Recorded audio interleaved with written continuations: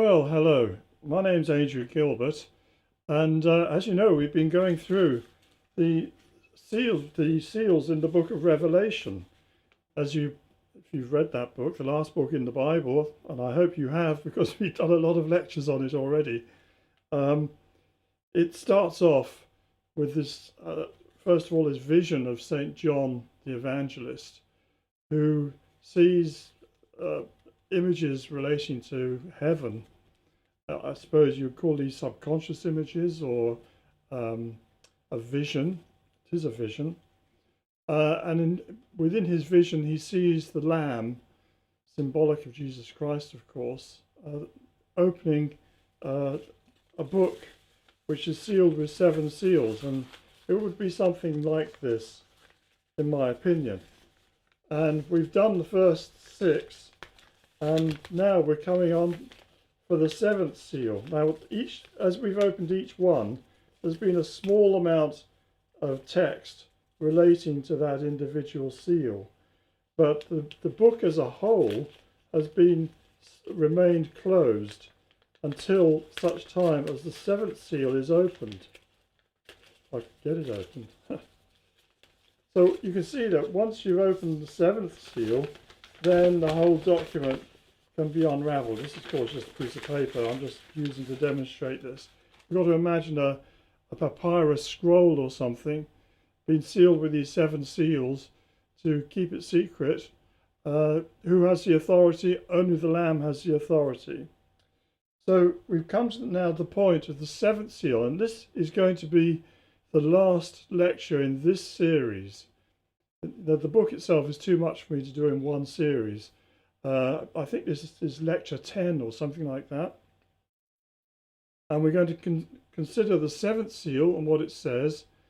And then we're going to talk a little bit about the law of 7, because the 7th seal is followed on by 7 trumpets, and then later there's 7 bowls of wrath. There's obviously 7 angels quite frequently, 7 this, 7 that, 7 the other. So we need to see something about the nature of what is meant, why this number 7 all the time. And incidentally, the half of 7 is 3.5. And as you probably know, you get time, times, and half a time for various periods in the Bible, and especially in this book. And that is actually half of a period of 7 years. 3.5 years is half of 7. So this is a very important subject. So I'm going to talk a little bit about that. As I say, this will be the last lecture in this present series. And if you haven't watched the others, please go back and take another look at those. Because next time I'm going to do some lectures on some other things. And I also want to try out some different layouts of the way I'm doing things. You know, not always me sitting on this behind the desk with a microphone and a computer. I want to experiment with other ways of presenting material. And I also want to go into some other subjects, some esoteric subjects, some other books in the Bible. For instance, the book of Daniel is very important. We need to look at that. And then later on, I will go back to the book of Revelation, but I'm going to take it in a somewhat different way. So here we are. The Lamb opens the 7th seal of the law of 7s. So I'm going to start reading this out. And when the Lamb opened the 7th seal, there was silence in heaven for about half an hour.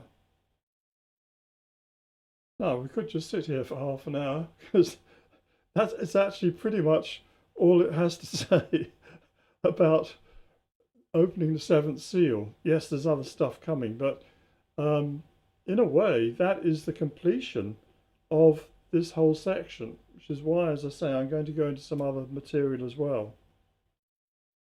Then I saw the 7 angels who stood before the throne of God, and 7 trumpets were given to them. And another angel came and stood at the altar with a golden censer, and he was given much incense to mingle with the prayers of the saints upon the golden altar before the throne. And the smoke of the incense rose with the prayers of the saints from the hand of the angel before God. Then the angel took the censer and filled it with fire from the altar and threw it on the earth. And there were peals of thunder, loud noises, flashes of lightning, and an earthquake. And that's all in Revelation chapter 8, 1 to 5. So I just want to sort of make a few words here about this censer. Now, I don't know if you've ever seen a censer. They look something like this. It's a kind of brass, or it could even be gold-plated object. You can open the lid up, and there's a little area inside that you can put charcoals in. So it's also called a thurible, a metallic device for making sweet-smelling smoke. Typically, it contains burning charcoal onto which the resinous incense can be sprinkled. The smoke is thought to purify the air by clearing bad smells. In Catholic and Orthodox churches, it's normal to ceremonially cleanse the space around an altar before celebrating the Mass. It may also be used to purify the atmosphere of the whole church. And I'll just say a few words here, which it mentioned in that earlier paragraph about the smoke being mingled with the prayers of the saints going up. Well, remember in an earlier lecture we did, we talked about the martyrs under the altar. And I told you about the church. There's a particular church in Rome, which was very ancient, one of the earliest churches that would have been visited by people like St. Paul and very likely St. John. And under that church, two saints, St. Praxedes and St. Prudentiana, collected the bodies of martyrs at the time of the Emperor Nero and buried them in the catacombs underneath that building. It wasn't a church at the time, it was a palace of the British. But they buried it under that building in the catacombs. So there are literally thousands of bodies buried under there. So we had this image of the saints under the altar and they're praying, when's our time coming? When are you going to bring vengeance for us, for our blood? Blah, blah, blah. So that's their prayers going up to heaven mixed with the incense, saying, come on, how about it? It's time. So that's what we're being told about is happening here. But we should also look at thuribles. Now here is a remarkable thurible. It's the largest in the world at the Church of Santiago de Compostela in Spain. It's a place of Santiago is St. James of Compostela in Spain. Very holy place. People go on pilgrimage there. And there's a church there, and they have a massive censer which they fill up with the incense, and it's on a rope hanging from the ceiling, and they swing it and they throw it, and it goes all the way up and down the church, pouring out incense.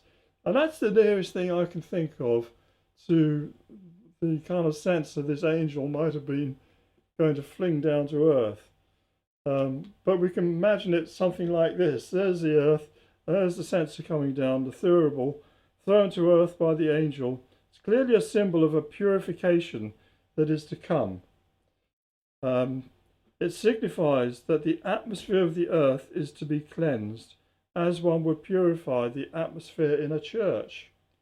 So the angel's thrown the thurible, the censer, it's coming down to earth, and that is going to initiate a whole series of other happenings in the Revelation, starting with the 7 trumpets. And that completes the opening of the seals and the first collection of these lectures. So, as I said, what follows is the rest of chapter 8 of the Apocalypse, is the beginning of the next sequence of events, the sounding of 7 trumpets. Now, I'm not going to go into these in detail. Instead, I want us to investigate the law of 7, which is apparent throughout the Revelation. Now, here we have a typical text from a medieval period. There's a guy here called Basil Valentine, or Basilius Valentinus, who was a monk and an alchemist. And he's been studying the ancient mysteries, particularly those relating to the Hermetic tradition, which is why you have the figure of Enoch or Hermes Trismegistus holding his armillary sphere in his hand. But I wanted to show you this because it brings out this nature of these sevens. So medieval times and before, there was a clear understanding that the number 7 represented a completed process, right? It's a completed process. There were 7 planets, 7 musical notes. You can see those, the 7 planets shown above musical notes of this flute, which is above the head of Hermes. You can see it there. And there were 7 elements. Well, those might be the elements on his table, or there was 7 elements next to the flutes. There's little bottles which contain tinctures and stuff, which could be his 7 elements. There were 7 colours of the rainbow. Well, we've got the sun shining through some kind of prism. I think they're probably using it to light a fire there, but as you know, you can split white light into 7 colours. And there were 7 liberal arts. I think those are represented by the books up there. And of course, there are 7 days of the week. Now that's something that's come down to us all this time. The idea of having 7 days in the week. And if you think about it, 7 times 52 is 364. So that's only 1 short of the full year, which is very convenient for us when we're measuring time. And of course, the 52 weeks, 52 times 7, it comes to us in the form of a pack of playing cards. I know you've heard this many times before, I'm sure. But the 4 suits, each of them 13 cards. So you've got 52 cards. That's your 364. And then you've got a joker, which goes in there as the extra quarter day, which can change everything. So we have this knowledge coming down to us, and I want to look a little bit more at these 7 days a week. So here we can see them, and the 7 days start here. They go Monday, Tuesday, Wednesday, Thursday, Friday, Saturday, and Sunday. Right? That's clear enough, isn't it? And you can see that there's a relationship there between the planets. Obviously, the Monday, Moon Day, Sunday is Sun's Day. Tuesday is Tiu, who I think is, well, I know he is, it's the Germanic equivalent of Mars. And Wednesday is Woden, which is Mercury. Thursday is Thor, Thor's Jupiter. Friday is Frigg, which is equivalent of Venus. And then Saturday is Saturn's day, which is Saturn. So we can see here we've got 7 planets and we got the 7 days that go with them.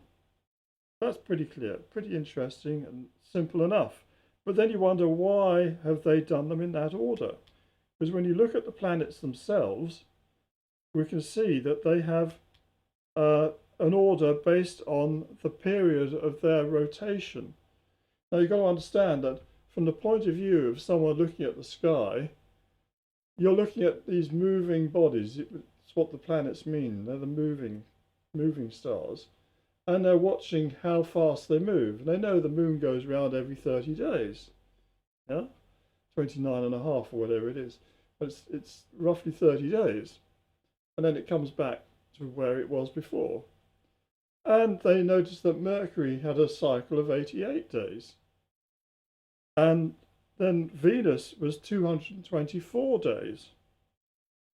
It's actually, because it's closer to the sun than we are, Venus has a shorter year than we do. And then, of course, the sun, it comes round its cycle, it goes round through all signs of the zodiac, as you know, once a year. But that's because we're looking at the sun, but really what's happening is it's the Earth that's going round the sun, not vice versa. But as far as they're concerned, that's the period of the sun going round.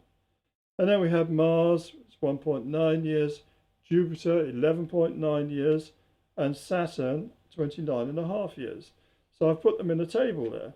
And you can see very quickly that the order that they're given here of Moon, Mars, Mercury, Jupiter, Venus, Saturn, and the Sun is not the same.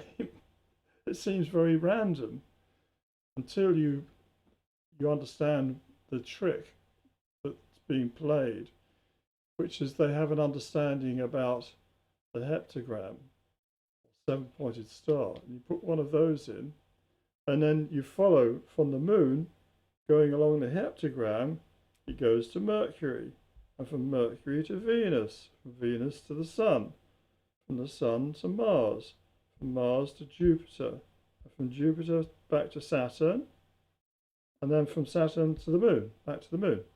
So we do have an order which is based on the periodicity of the planets, the 7 planets, and this does make a convenient repetition, a repetitive cycle of seven planets.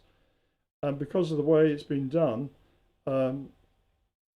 we get this order of our days, which at first sight doesn't seem very sensible, but when you actually look at it more from this point of view, it becomes quite rational. It's actually the following round the outside of the circle for the days of the week, but following the internal heptagram or star, seven-sided star, to give us the order of the planets.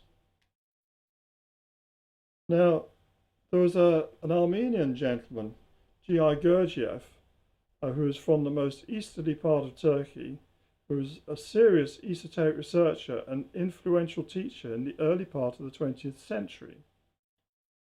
And he taught a system of self-development aimed at cultivating the subtle or astral body. Now, I talked to you in one of the earlier lectures about this whole idea of the so-called wedding garment, the body of light that you're required to have if you want to go to heaven.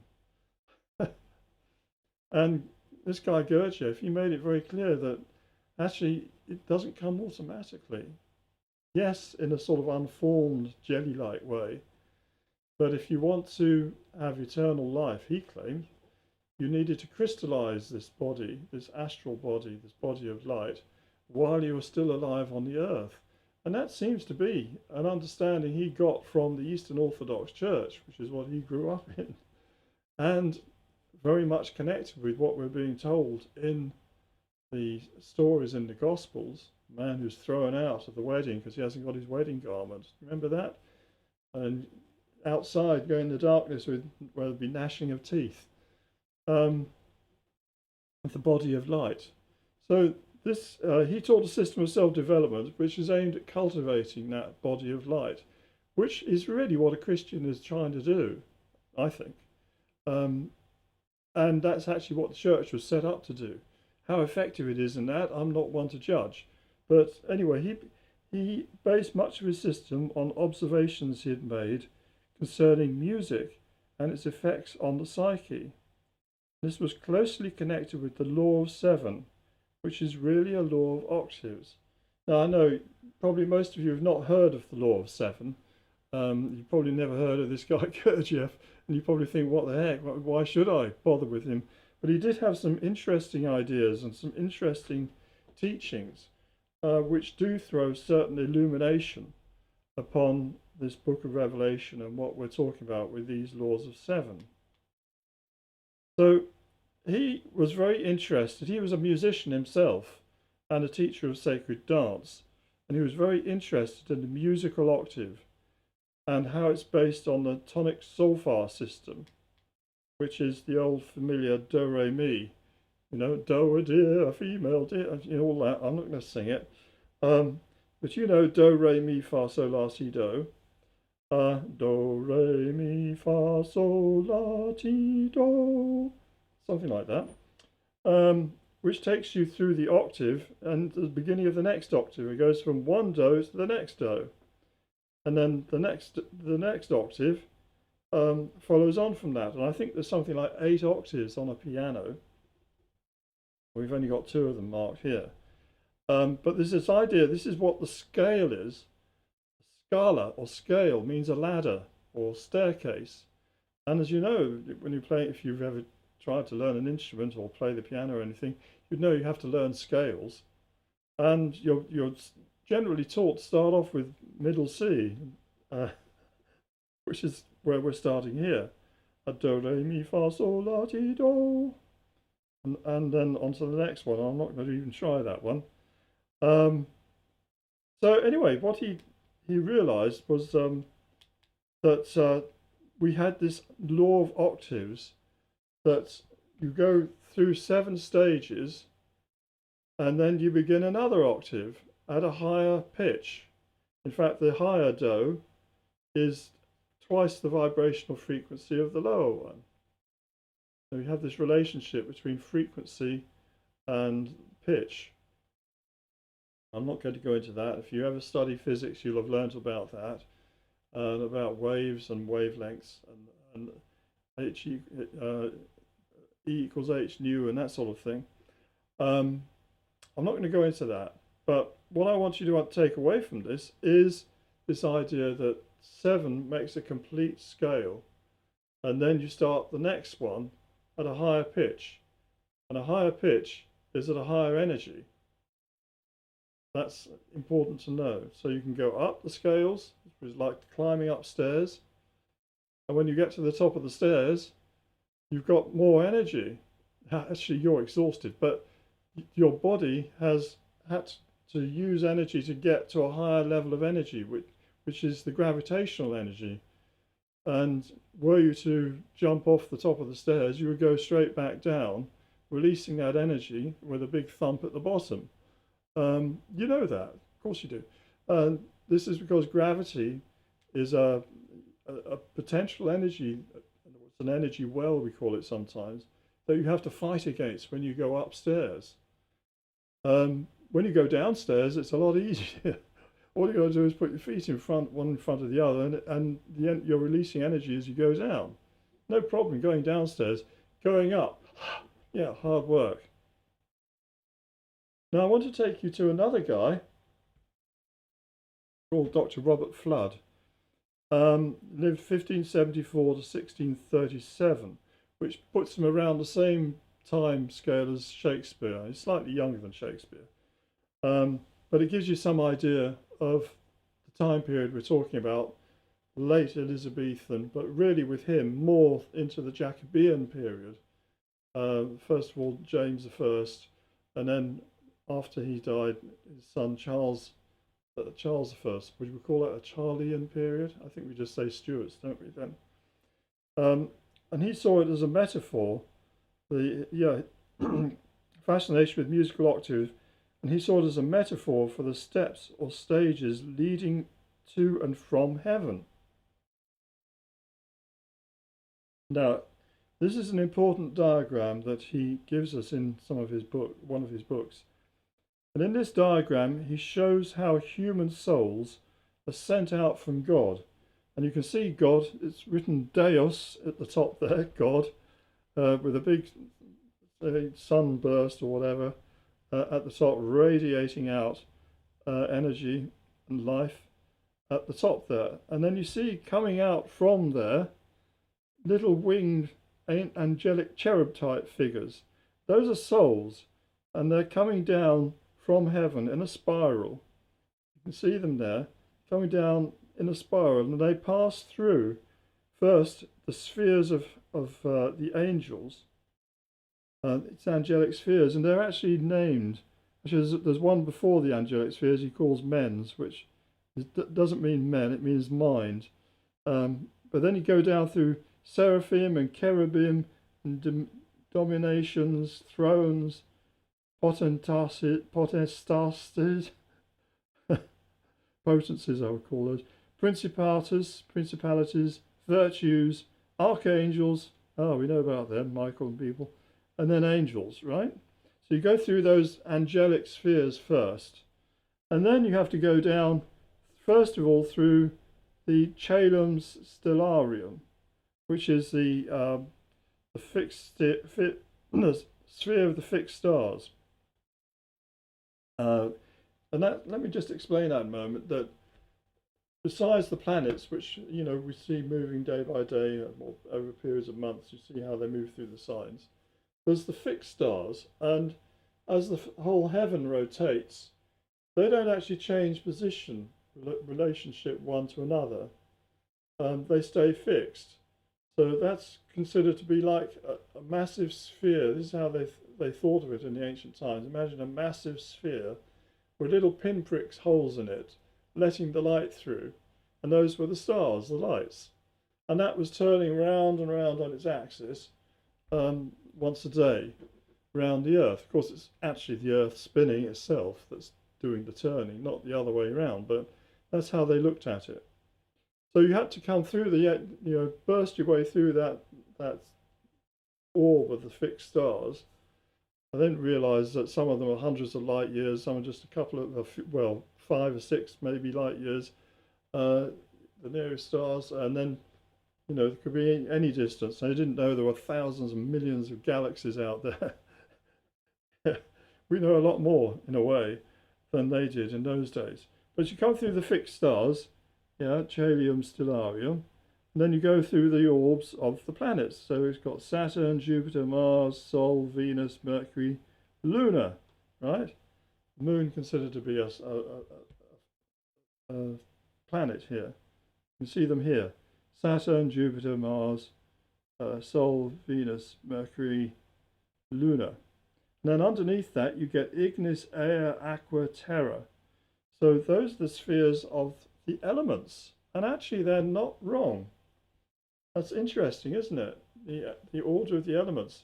We now know that above the atmosphere there is the realm of fire. Yes, Ignis, fire. That is what plasma is. And the universe actually is not empty. It actually has a lot of plasma in it. It's not at a very concentrated amount. The vacuum of space is still pretty vacuous, but there is stuff there, and it's charged particles, analogous and similar to what you'll find in a flame, of fire. So the fire element stands above the air element, which is the atmosphere, and then beneath that you've got the water element, the oceans, and beneath the oceans, but poking out here and there as land, you've got fixed earth, Terra. So you had the spheres of the elements, the 4 elements, fire, earth, air, and water, beneath that. So he's saying here in his diagram that your soul, everyone's soul, comes out from God, and then it goes down through the spheres, and you've got to remember that as you go down, so you're losing energy. Like going downstairs, and you end up here, boom, on the earth, and you're at a lower level than you were when you were up there with God and the angels. Now, Flood has another diagram here which tells us, rather similar, but it tells us something different and gives us more of an insight into what it's like being here on earth. So again, we've got God at the top there. He's written with the tetragrammaton, Yod He Vav He, Hebrew, and we've got 3 choirs of angels this time, making 3 spheres, and you can see them there, the 3 choirs of angels, and they're all going round and round. They're closer to God than we are. And then you've got the sphere of the fixed stars, as I described before, and then beneath that you've got the spheres of the planets, and then you've got the spheres of the elements and the physical world. So that's all there. Now notice that female figure who's standing there. She's standing between God and man. Man is being symbolized here as an ape.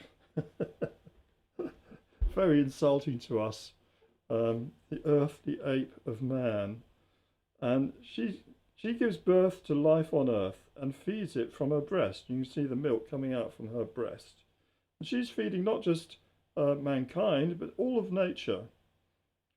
However, though she's beneficent to her offspring, She keeps man on a leash. He's under her spell. And you can see that chain there that she's got in her left hand. She's got a chain running down to his left hand, the ape. However, God, who's seen as a tetragrammaton at the cloud, has her on a leash too. So you can see that little arm coming out from the cloud there. And he's got this chain, this leash, which is holding her right hand. So nature's not free. Nature's not able to do whatever she likes. She also has to obey God. But she has got man on a leash. And here we see, it's rather sort of cartoon-like figure that he's having a bit of a joke with us here. There's man, the intelligent ape, and he tries to understand the world using science. However, he's blind to his real condition as nature's pet. And I love that, that we're so boastful about our science and how clever we are, that we can do this, that, and the other. But actually, we don't have first clue about this creation. Not really. All that we do with our science is hacks. We work out bits and pieces. We don't know what electricity is, for instance. Nobody can tell you what electricity actually is. We use it, but we don't know what it is. And it's the same with light. We use it, but we don't know what it is. Is it a particle? Is it a wave? What is it? Is there an ether? We don't know, but we can hack into it and we can use it. And we do this with a myriad of things. And sometimes we really screw up. Like take this COVID-19 virus that's causing havoc as I record this. I'm not allowed to go out of my own house except once a day. Or to go shopping, And that's happening to us all, isn't it? Years to come, we'll look back and we'll think like, oh, that was a weird time, wasn't it? But where did that virus come from? It looks very much like someone was playing around with viruses, doing experiments in laboratories with them, and they ended up screwing up. It's the old Sorcerer's Apprentice all over again. So that's our situation. Here we are, stuck on this planet. Nature's got us on a leash, allows us to play around with a pair of compasses and to look at things and play and think we're clever, the smart ape, but she's got us where she wants us. But God has got her where he wants her too. But we want to get back up there. We've come all the way down from those spheres, and we want to get back up there. We don't want to be stuck down here as this stupid ape who thinks he's so smart, but actually he's not connected, not directly. He's just on a leash from nature. So what do we do about this? Well, Robert Flood recognized that there's an enormous gulf separating man as a creature on planet Earth from God in his heaven. So you see, there he is, man on his knees there, praying to heaven. And he's actually, the prayer that he's giving here is King David's in Psalm 63. And he sings praises to God. In the shadow of your wings, I sing for joy. So it's actually not a negative prayer that he's giving. He's actually, relating to God and I suppose thanking for what he's been given, which is a very interesting way of looking at it, that we're protected under the shadow of God's wing. That's actually a Rosicrucian saying, but that's another subject. So that, it's an interesting way of looking at things. But I'm going to take this much further because he had a lot more to say on this and a lot more that was practical and in some ways quite similar to what Gurdjieff was saying.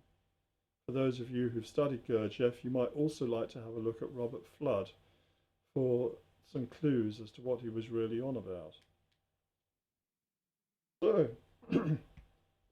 Flood theorized that to get back to God, man needs to find and then climb Jacob's ladder. Now, for those of you who don't know about Jacob's ladder, I have done a lecture about this Stone of Destiny. But the story goes that Jacob, who was the son of Isaac and he was the grandson of Abraham, he was on his way to Haran, which is in northern Mesopotamia. It's now in Turkey. and he was going there to find himself a bride. And he rested on the way at this place called Luz, and he pulled up a stone to use as a pillow. Must have been a pretty uncomfortable pillow, I would have thought, but anyway. And he had a dream, and he dreamt that he saw a ladder going up to heaven and angels coming up and down it. And actually, I've talked about this in the lecture on the 144,000.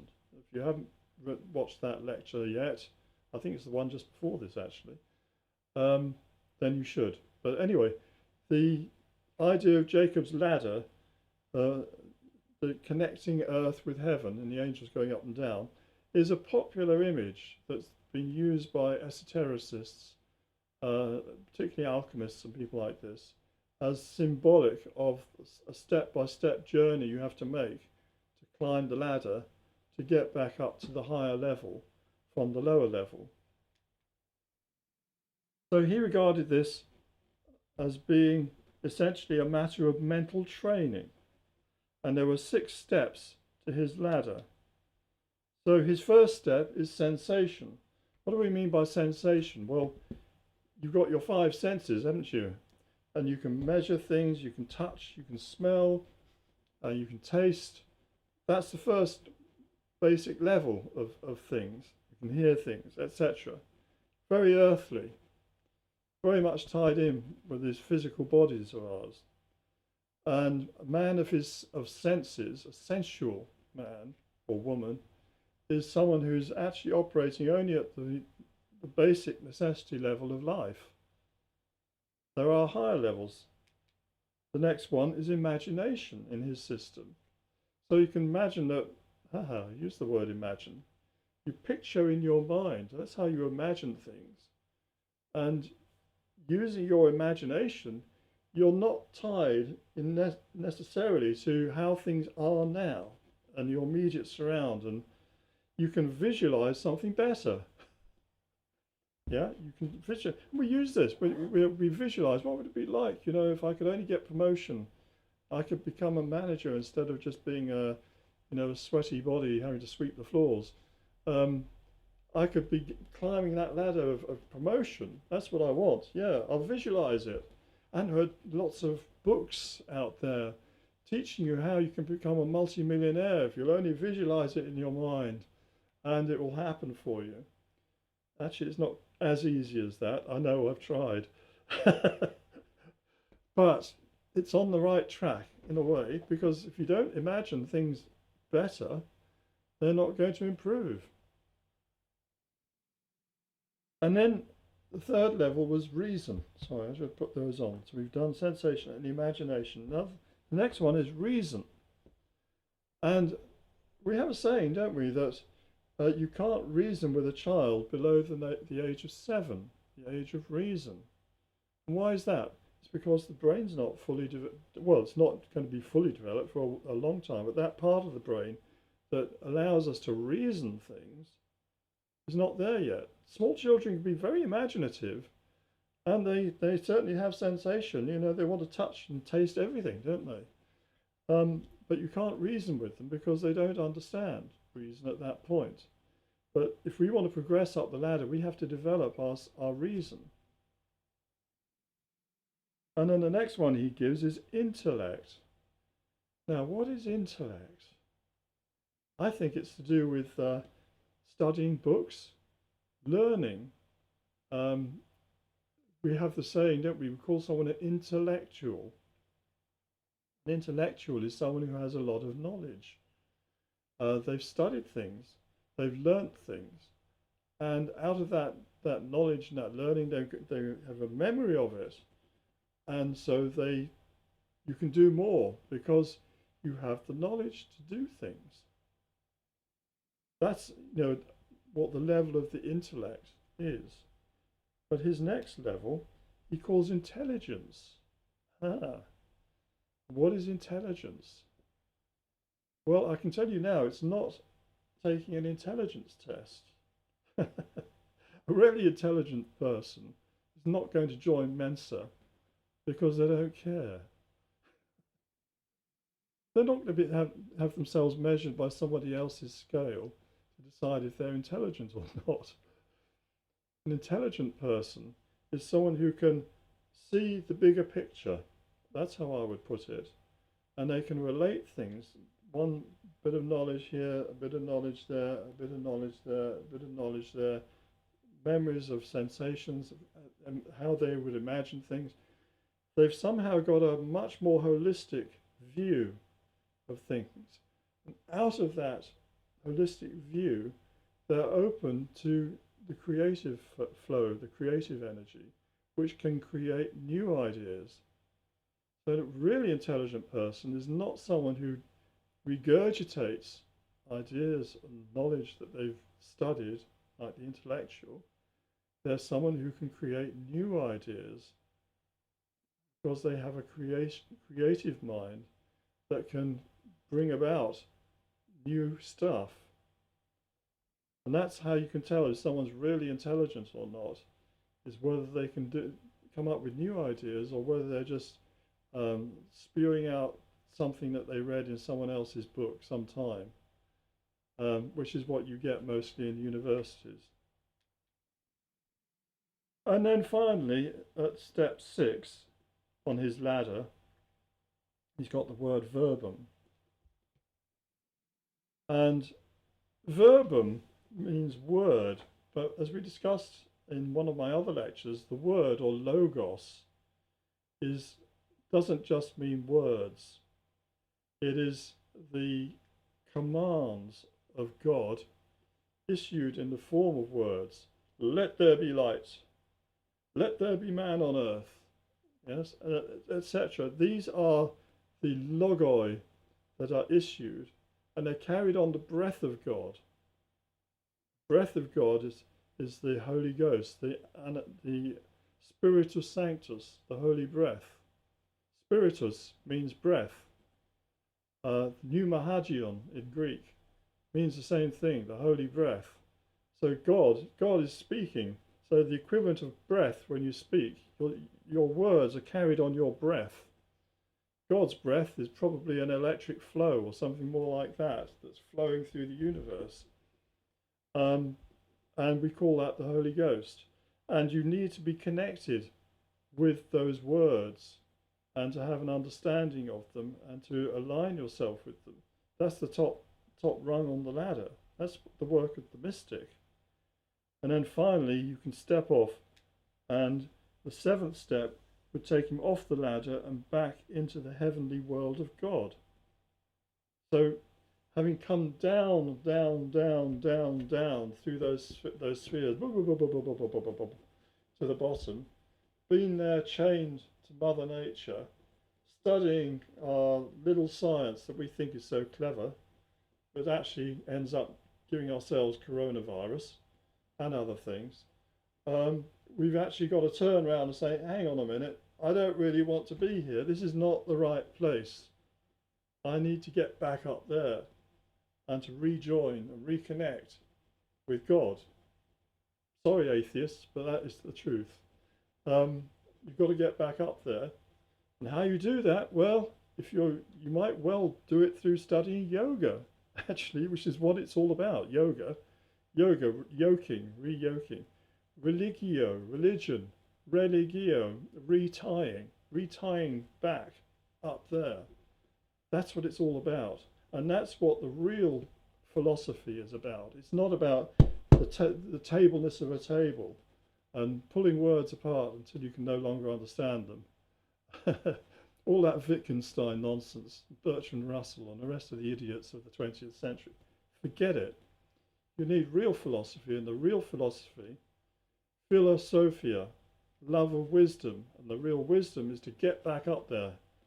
And that's what these teachings are all about, and what the Law of Seven is all about. But it goes a little bit further than that.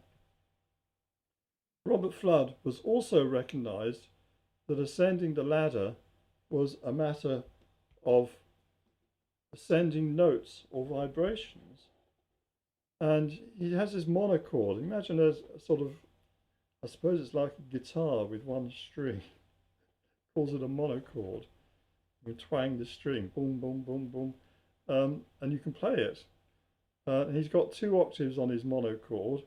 He's got a lower octave, which begins, that L upside down is actually a Greek capital gamma at the bottom. So that's a G. And so he's going G, A, B, C, D, E, F. And then at the point where he's marked it with the sun. So these lower levels are, first of all, we've got terra at gamma. That's earth. Then we've got aqua, that's water, going up to A. And then we've got air, B, ignis, fire, to C. And then we get the moon, Mercury, Venus, which are given D, E, and F. And then finally we come to the realm of the sun, and he's put there G. So we've gone up from gamma to G. That's a whole octave. That's the lower octave to get to the level of the sun. And then he's put another octave. I mean, this is all hypothetical. You realise this. This is an image. It's just a diagram. It's an image to give us some kind of understanding or idea. And he's got A, in small case, A, B, C, D, E, F. And then he's got double G at the top. And that takes you up through the rest of the planets. And then you're going up through 3 different levels to get back up to double G. And there's God's hand at the top there, twisting the string tightener. Well, I don't know what they call that. It's a key or something. I'm not sure. On a guitar, you twist to tighten up the string. So that's God's monochord. And you can see that the first octave runs from the earth to the sun. And then the second octave he's got here runs from the sun to the absolute. Now, I think, and this is just for those of you who, like me, have read quite a bit of Gurdjieff and Uspensky and wondered about it, I think Gurdjieff got some of his stuff from Flood. Don't ask me how. I mean, Flood was an Englishman, lived in Kent, actually only about 10, 15 miles from where I live. I've been to the church where he's buried. There's a statue of him there. This remarkable late Renaissance, he's not Renaissance, he's kind of Jacobean mystic, I wouldn't call him prophet exactly, but he certainly seemed to know an awful lot. And I think he was clairvoyant from what I can tell from reading his work. But anyway, so I think that somehow maybe his books got translated into Greek. Because Gurdjieff could speak Greek and Armenian and Russian, might have been in Russian, speak Greek, Armenian and Russian fluently. And later on he learnt French and English. But maybe he learnt German as well. One of these people that had a gift for languages. But so I don't know how he came by it, but somehow or other he seems to have found connection with Robert Flood's teachings. Or was Flood in connection with someone who knew this stuff and that he was taught way back there in the 17th century these ideas? I don't know. But I think it's interesting, don't you? And now we have man's position in relation to creation according to Flood. So in addition, in Flood's system, the 3 parts of the body represent different octaves. Each octave contains 7 notes or vibratory levels. So you can see here, if you look closely on that diagram, you've got the sort of shaded parts. You've got the tummy area, you've got the chest area, and you've got the head. You can see the head with the nose. So he's separated into 3. And the lowest area is connected with the elements, as you would expect. Now that's the region of the elements, and that's terrestrial existence. So that's your gut, you're eating stuff, and that's what, you're very much connected with the earth through your gut. And Gurdjieff also talked about this. He talked about man as having 3 parts. He called them the worm, the sheep, and the man. And he also called them 1 brain, 2 brain, and 3 brain beings. So a worm was a 1 brain being. Well, your worm part of you is your gut. And if you live only in your gut, you're living the life of a worm, basically.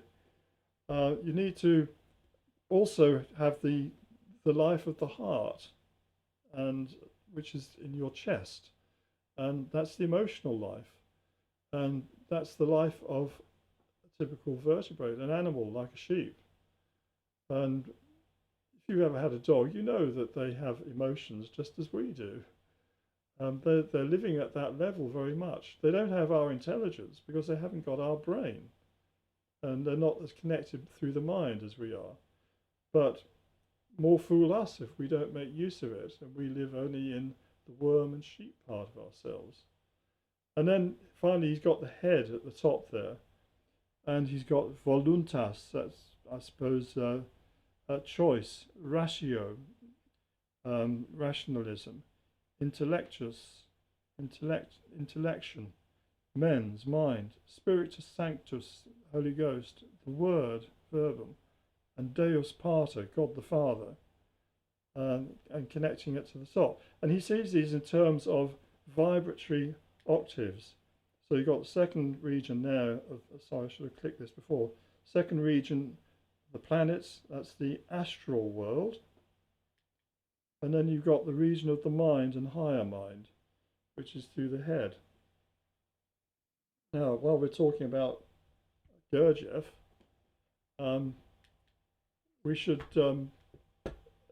point out that he talked about how men and women, of course, I say man, I mean man and woman, mankind, I'm not being sexist here, are born in three types.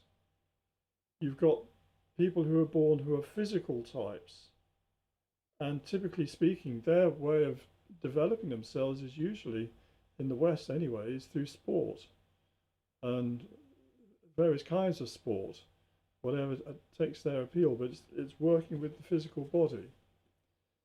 And then you have the second kind of people whose center of gravity is actually in their heart. They're emotional people. And he says those people, their natural way of self-development would be through the work of the life of a monk or nun.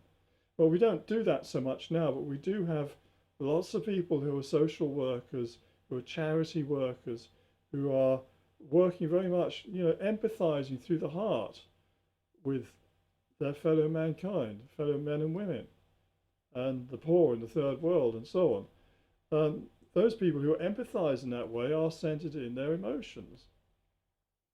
And then the third group, the people of the mind, and their typical way would have been through philosophy, through gaining knowledge, particularly, and working through the mind level. But he pointed out that this is actually a very inadequate way of working, that to be truly developed, you actually need to be working on all three at once.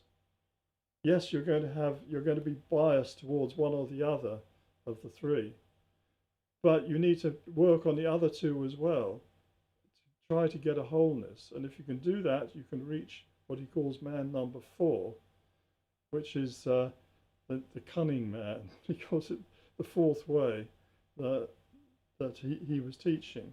And that seems to be somehow similar with what Robert Flood was talking about here. And I suspect it's very much how St. John was thinking and working. And he wants us to be looking at that revelation in more than one way. Yes, it's a teaching of something that happened to him, that he had this vision and knowledge. But he also wants us to take that knowledge and analyze it, not to change the words of the original. He tells us very clearly not to do that, but to work with it, to try to unravel what it means. But that is not enough. We've also got to try to work with our bodies, and that means things like, as I said, yoga, for instance, is very useful for people, even sedentary people like me, who've never been good at sports, never really wanted to do much sport. People of the heart, people of the mind, yeah, you've also got to work with your body, because you need that body. That's your vehicle. That's how you're going to get your energies until you've opened the higher centers and made a direct link. How many of us do that, eh? And it's not enough for the athlete to think, well, you know, I've got my gold cup from the Olympics, and you know, I can just rest now. Well, yeah, but that body's going to age. That body is not going to be able to do that all the time. You know, you get to age 30 or whatever, and already the youngsters are coming up behind you, and then you know you're now the old man. You need to be working with the heart and with the mind as well. And it's the same for the mind people. They've got to work with the heart too, and not be intellectuals. Yeah, academic intellectuals who think it's themselves so clever because they've studied this, that, and the other, but they've got no soul, no heart, and they're physically wrecks. That's no good either. You've got to develop all three parts of yourself and get up further, to reach up, climb that ladder, because what you want to do is to get off this planet, and that's what the whole teaching is all about. Now, what have I got here? We've got the octave structure of the seals, trumpets, and bowls of wrath. So, as I mentioned before, the seals were only the first group of 7, the first octave. The Lamb opening these 7 seals, which actually, interestingly, takes us up to chapter 8, the octave. And then it introduces the trumpets, which are not yet blown, and they're not going to get blown in this particular series. But the trumpets then form another octave, 7 of those trumpets. Yeah, and then as these trumpet blasts are the beginning of chastisements of the earth, the 3 woes that kill off 1/3 of mankind. Yeah, we've got some nasty stuff coming if this is true. If this revelation, this apocalypse, is what it says it is, then you know we have got some problems to worry about. And then we get the 7 bowls of wrath, and those are God's final punishment. He pours out his wrath on the earth and judges the false prophet, the beast, and the dragon. And those form another octave. So we've got 3 octaves there of the judgments of God happening on the earth at this apocalypse time. Now, as I say, I'm not going to go into the 7 trumpets and the 7 bowls of wrath. They get very repetitive, thunderings and lightnings and earthquakes and horrible things happening. I'm going to take specific images in the next series that I do, and we're going to look at them in detail. Things like the Scarlet Whore of Babylon and 666 and the Mark of the Beast and the New Jerusalem. We're going to look into these images more carefully. So thank you again. It's been a great pleasure doing these lectures, and I hope you've enjoyed them. If you haven't watched all, I think there's 10 in all in this particular series. There's also the ones I did on things like the Logos, and I do recommend that you have a look at that. I'm going to take a short break while I change things around a bit here and see if I can do some other things with the camera and so on to make this more interesting and exciting. I have got some other lectures I want to do. I'll try and intersperse those, but we will come back later, probably later on this year, and do the rest of the book of Revelation, as I say, taking out specific images, and rather than trying to follow, this is trumpet number 1, this is trumpet number 2. We're not going to do it that way. We're going to do it, I think, in a more fun way, if the apocalypse can be called fun. Okay, so thank you very much, and if you haven't already subscribed, please do, because you'll really help me a lot.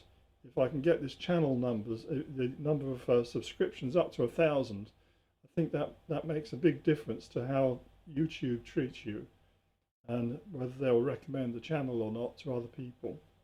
So thank you very much. Please subscribe, press the bell, you know the deal. Okay, take care. Thank you.